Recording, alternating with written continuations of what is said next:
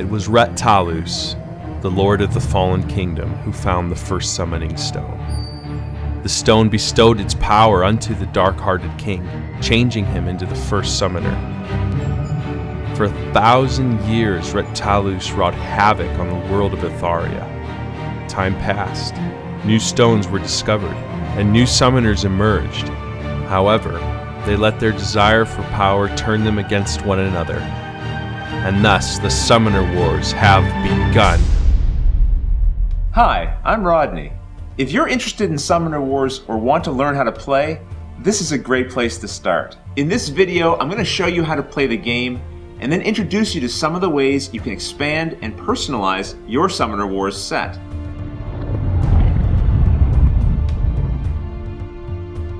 In Summoner Wars, two players each control a unique faction and then battle using their units, spells, good strategy, and a bit of luck to defeat their opponents. Your units and spells are represented by cards that make up your faction deck. You will then play these cards on an area known as the battlefield. Some cards will begin the game on the battlefield, and others you will summon to the battlefield as the game progresses. The most important unit amongst your starting units is your summoner.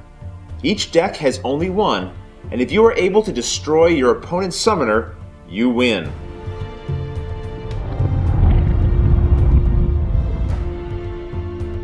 To play Summoner Wars, you need dice, tokens, a battlefield, and at least 2 faction decks. There are 2 different starter boxes that contain everything you need and come with their own unique sets of 2 faction decks and a quality paper battlefield. Or you can get the Master Set, which comes with 6 unique factions not found in the other sets, along with a higher quality battlefield. Any one of these is enough to get you started.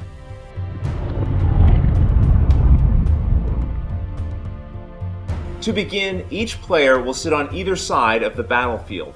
You'll notice this battlefield comes in 2 pieces that you join together. This side of the battlefield is yours, and this side is your opponent's. Each faction deck also comes with a card showing you which units will start the game on the battlefield and where to place them. Each faction's starting layout is unique to that faction, so go through your deck, find the cards listed, and then place them on the battlefield in the pattern shown on your starting setup card. Unit cards are easy to identify because they have a large circle in the top left-hand corner with a number in it. The name for the unit is located here.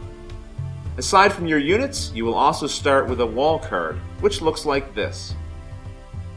Once your starting units are on the battlefield, take the rest of your deck, give it a good shuffle, and place it face down where it says Draw. This will form your draw pile. Then each player takes a die, rolls it, and the player with the highest value decides who will go first. After that, players will alternate turns until one player has defeated the other player's summoner. Each turn is divided into 6 phases. Let's take a look at each phase.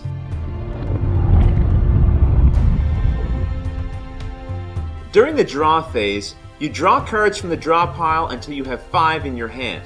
Since I have no cards, I can draw 5. But if I had some cards from a previous turn, I would only draw as many as I need to bring my total hand size up to 5. If you ever run out of cards in your draw pile, you continue playing, but you will not be drawing cards during the draw phase.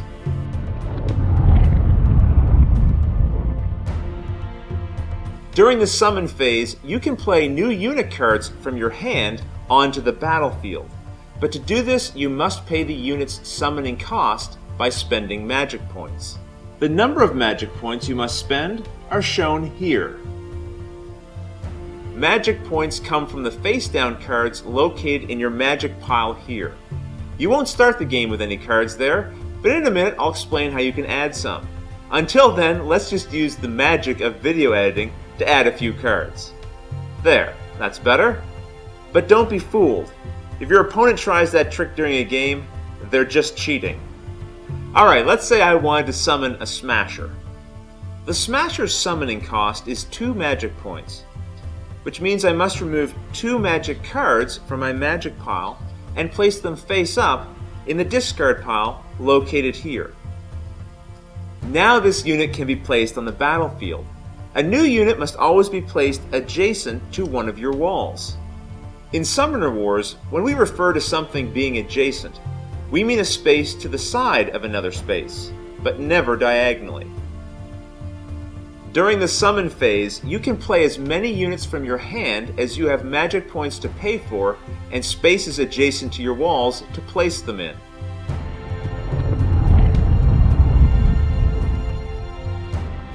During this phase, you can play event cards from your hand. Event cards have special effects that take place once you play them, usually helping you or causing some trouble for your opponent. Unlike unit cards, event cards have no cost, so you can play as many of them from your hand as you want during this phase. Event cards are easy to identify because they only show three things: a close-up picture of your summoner, the event's name at the top, and then that event's ability text. When you play an event card, follow the instructions on its text and then place the card into your discard pile. Remember those wall cards that we saw during the setup? Well, each faction deck comes with additional wall cards, and you can play these during this phase. However, they must be placed on your side of the battlefield.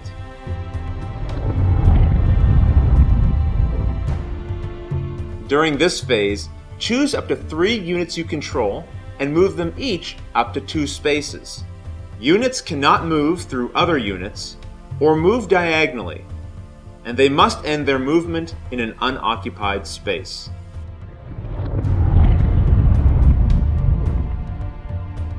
During this phase, you can attack with up to 3 of your units, and these do not have to be the same units that you moved during the movement phase. However, to know what you can target with your attacks, you must look at your unit's range. Each unit has a range symbol located here. If you see a sword, that unit can only attack other units adjacent to it. If you see a bow, that unit can attack any unit up to 3 spaces away in a straight line. Also keep in mind, you cannot attack your intended target if there is another card in front of it. Once you've chosen a unit to attack with and it has a valid target, it's time to grab the dice. To know how many dice to grab, look at your unit's attack value. This value is easy to locate on the unit card, as it is the biggest number you will see there. When I attack with the Shaman, for example, I would roll 2 dice. For every result that is 3 or higher, I have made a hit against my target, while every roll of 2 or less is considered a miss. For each hit, take a wound token and place it on the unit's card that you attacked.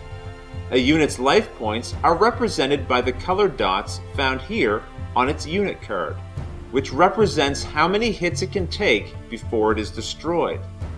Anytime a unit has as many wound tokens as it has life points, that unit is destroyed.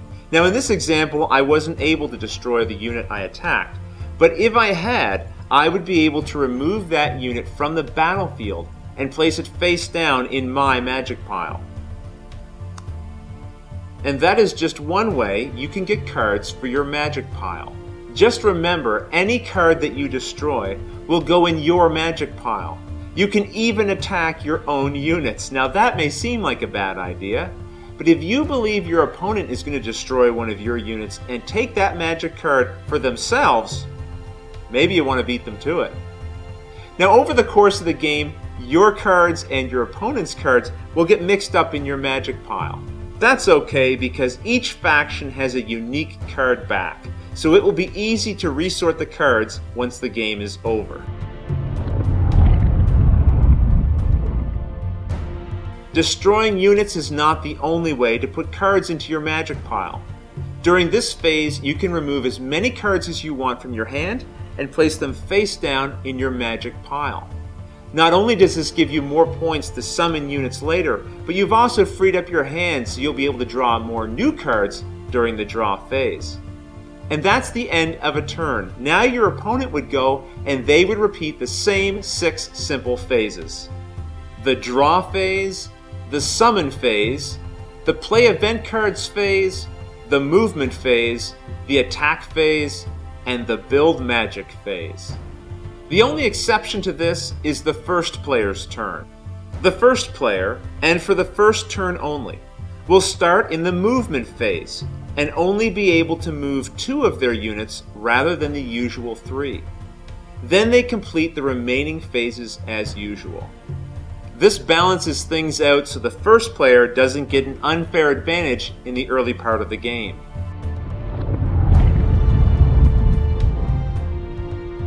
Now, one of the most interesting things about the game we haven't even mentioned yet, and that is each unit's special ability.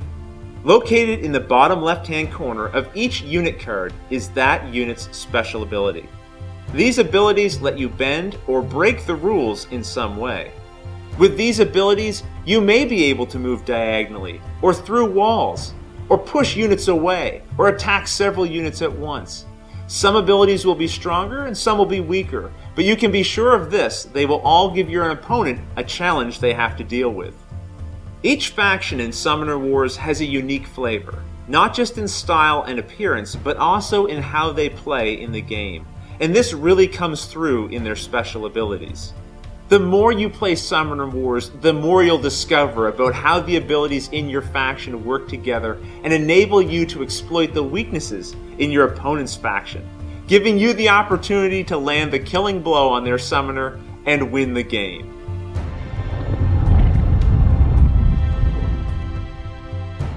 As I said before, everything you need to enjoy several hours of Summoner Wars fun can be found in any one of these sets here. But when you're ready to expand your gameplay experience, you do have some options. If you wanted to play with a new faction, you could pick up a different starter set or one of these individual faction packs. Each faction deck is totally self-contained and goes great with any of the starter sets you might already have. If you like a particular faction but want to customize the cards in that deck, you can also pick up reinforcement packs. Each reinforcement pack comes with additional cards that you can use to make changes to your standard decks. None of the cards in these packs are randomized, and you can see their exact contents on the back of each pack.